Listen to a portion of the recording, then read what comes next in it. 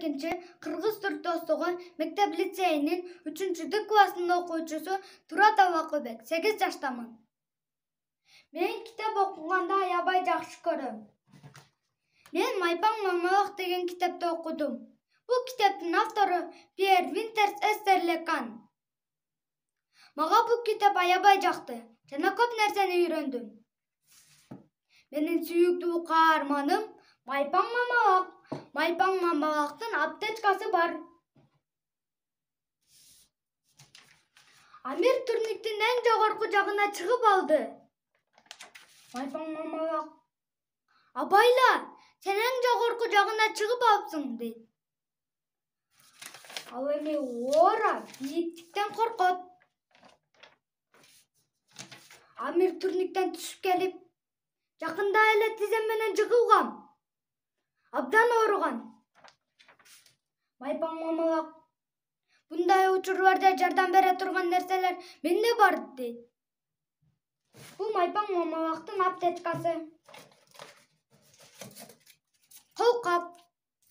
Кесилген, тилинген жерлерди дарылоо үчүн бир гана жолу пайдалана турган колкап.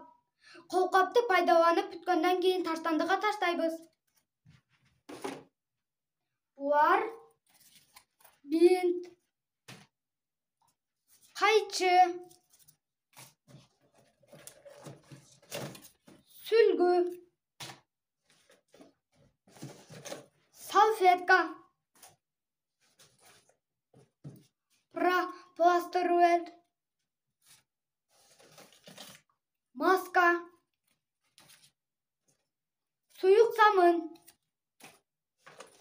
градусник. Достор, ойноп жатканда этият болгула.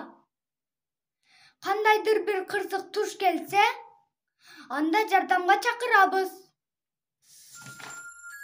103 тез жардам, 102 милиция, 161 куткаруучу кызматы. Аптечканы кургак жана балдар жете албай турган жерге алып коюшубуз керек. Сиздер менен Майпаң Мамалак жана мен Акылбек болдум.